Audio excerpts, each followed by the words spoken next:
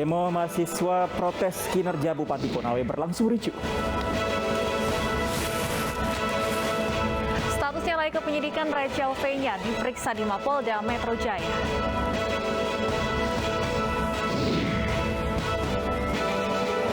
Statusnya naik ke penyidikan, Rahel V-nya diperiksa di Mapolda Metro Jaya. Pengguna kendaraan bermotor yang menempuh 250 km wajib PCR atau antigen.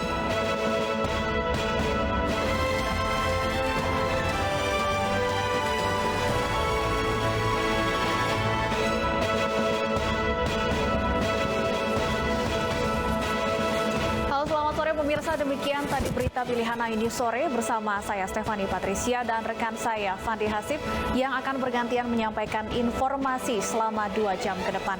Selamat sore Fandi, ada informasi apa saja di segmen awal iNews sore hari ini? Halo, selamat sore Stefani dan pemirsa. Demikian tadi berita pilihan yang sudah disampaikan oleh Stefani dan nantinya kita akan awali iNews sore hari ini dengan informasi unjuk rasa mahasiswa memprotes lumpuhnya pelayanan di kantor Bupati Konawe, Sulawesi Tenggara yang berlangsung ricuh.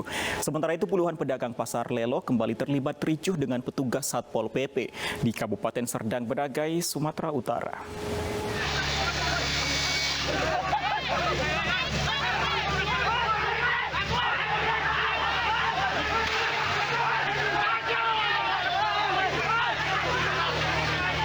Masa yang tergabung dalam himpunan mahasiswa Islam ini terlibat kericuhan dengan aparat Satpol PP saat hendak masuk ke dalam kantor Bupati Konawe pada Senin siang tadi.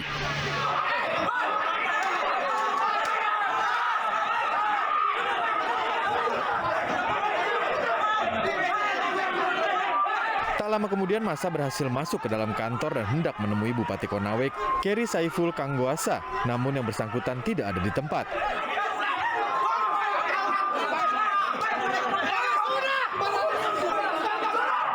Dalam aksinya, mahasiswa memprotes kedisiplinan Bupati yang dinilai jarang beraktivitas di kantor hingga berdampak pada pelayanan. Mereka juga meminta agar Bupati Konawe segera mengisi kekosongan kursi Wakil Bupati. Di manakah Keri Saiful Kanggoasa itu berada di Kabupaten Konawe hari ini? Apakah berada di kantor Bupati atau di luar daerah? Dari Kabupaten Konawe, Sulawesi Tenggara, Febriono Tameng, iNews melaporkan.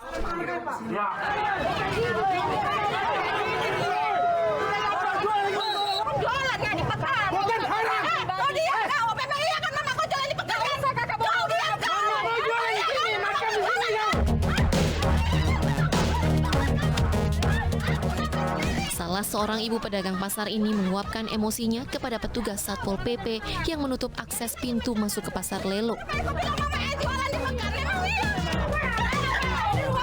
Para pedagang tak terima tempat mereka mencari nafkah di Kecamatan Serempah, Serdang Bedagai ditutup petugas.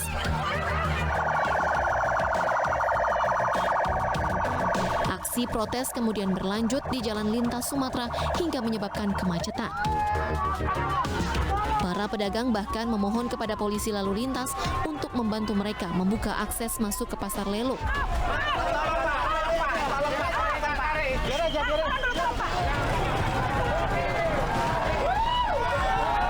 Tak kunjung berhasil, para pedagang pun semakin nekat. Mereka menghentikan truk yang melintas dan meminta sopir membantu menggeser truk yang digunakan petugas untuk menutup akses masuk ke pasar Lelo. Ketegangan antara pedagang dan petugas Satpol PP kembali terjadi. Kedua pihak terlibat saling dorong hingga akhirnya petugas memilih mundur. Upaya relokasi ratusan pedagang di pasar Lelo sudah berulang kali gagal dilakukan. Jadi kami hanya menyiapkan lahan supaya terjadi suatu keputusan pasar. Nah, jadi supaya jangan orang berjualan itu di badan jalan atau belum bukan di tempat disediakan pemerintah yang menimbulkan kemacetan. Para pedagang di pasar Lelo menolak relokasi ke pasar rakyat Kecamatan Serempah yang disiapkan sejak tahun 2018. Mereka memilih bertahan di pasar Lelo dan berharap pemerintah tidak menutup pasar yang berdiri di lahan milik pribadi ini. Dari Serdang Bedagai, Sumatera Utara, Wahyu Rustandi, iNews melaporkan. Kita ke informasi selanjutnya, pemirsa, sebuah truk bermuatan pasir terguling di Jalan Jenderal Gatot Subroto, Jakarta pagi tadi. Kecelakaan ini menimbulkan kondisi lalu lintas macet total hingga 2 km. Truk bermuatan pasir terguling di Jalan Gatot Subroto, Jakarta Selatan sekitar pukul 5 pagi tadi. Kondisi lalu lintas di Jalan Gatot Subroto macet total hingga 2 km. Petugas gabungan dari aparat kepolisian dan dinas perhubungan mengevakuasi truk dan selesai sekitar pukul 10 pagi. Selama proses evakuasi, arus lalu lintas dialihkan. Kecelakaan terjadi diduga karena keadaan sopir truk yang mengantuk sehingga menabrak pembatas jalan dan terguling. Namun sopir truk tersebut melarikan diri dan meninggalkan kendaraannya.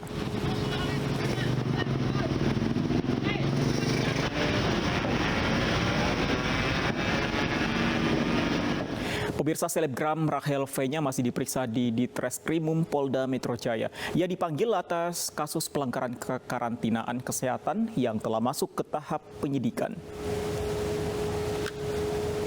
Rachel V-nya tiba di Polda Metro Jaya pagi tadi memenuhi panggilan penyidik terkait kasus dugaan pelanggaran kekarantinaan kesehatan.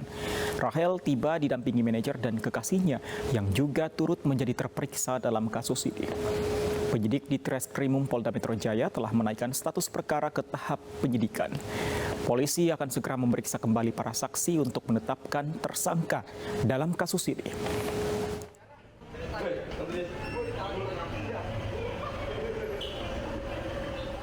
Ya, pemirsa, Rachel V-nya masih menjalani pemeriksaan pihak Polda Metro Jaya terkait kasus kabur karantina.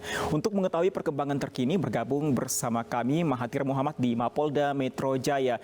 Selamat sore, Mahathir. Apakah proses pemeriksaan masih berlangsung? Apakah sudah ada informasi di sana? Selamat sore, Fandi. Untuk proses pemeriksaan dari Rachel V-nya dan juga kekasihnya yaitu Salim Nauderet dan juga manajernya yaitu Maulida Hairunisa, ini memang baru saja selesai dilakukan pemeriksaan dari tahap penyelidikan menjadi penyidikan.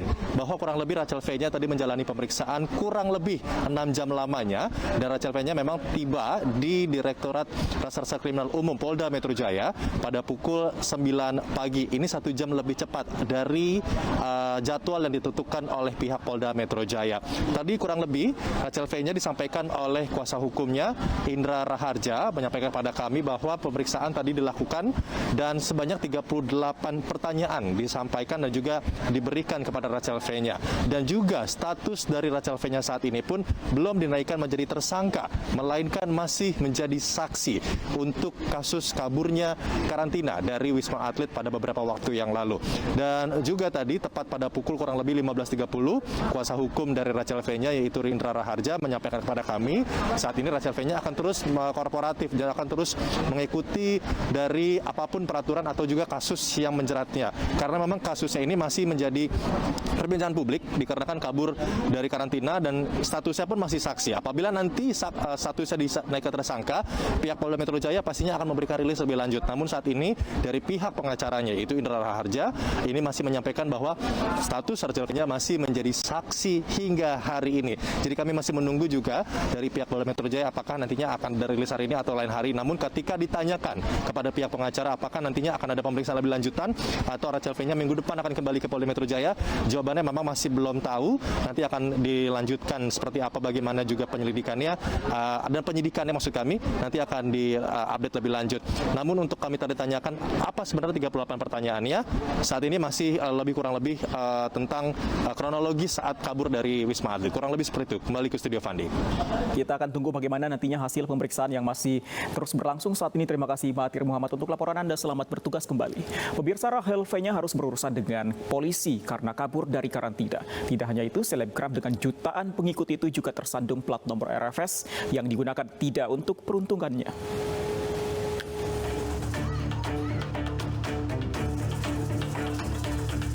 Rachel V-nya, selebgram dengan jutaan pengikut, harus berurusan dengan hukum karena kabur dari kewajiban karantina usai pulang dari Amerika Serikat.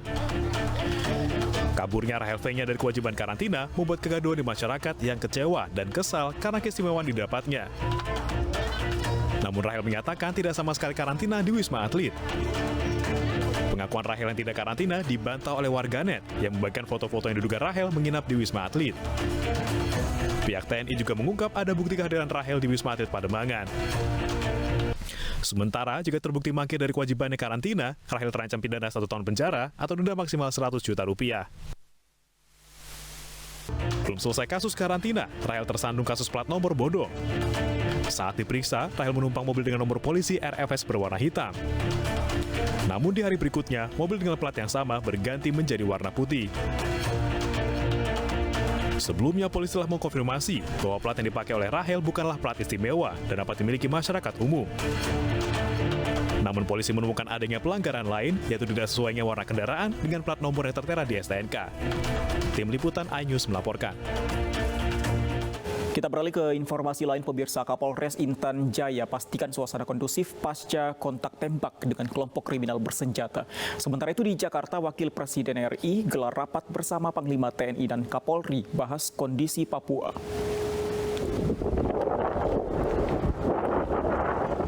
Hari ini situasi di Kabupaten Intan Jaya sudah kondusif, petugas keamanan pun tetap berpatroli untuk mengawasi pergerakan kelompok kriminal bersenjata. Sementara itu warga sudah mulai kembali beraktivitas.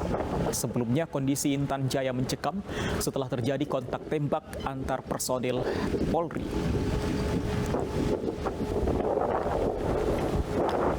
Sementara itu di Jakarta, Wakil Presiden RI Ma'ruf Amin menggelar rapat terkait situasi terkini di Kabupaten Intan Jaya pasca kontak tembak dengan kelompok kriminal bersenjata.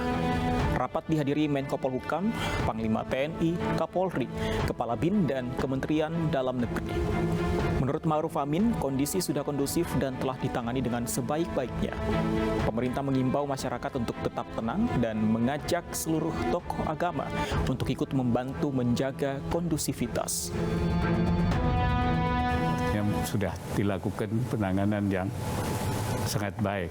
Dan pada saat ini, situasi di Papua, khususnya di daerah Sugapa, sudah dalam keadaan aman, terkendali, dan kondusif. Karena itu, masyarakat supaya tetap tenang, dan acara PON 20 kemarin juga telah berlangsung dengan sukses, dan acara yang besok akan dimulai tanggal 5, yaitu Peparnas, juga akan berlangsung dengan aman. Pemirsa, seorang remaja tewas tenggelam karena mencari ponsel yang jatuh ke Sungai Kalimas, Surabaya, Jawa Timur. Kami hadirkan informasinya usai jeda.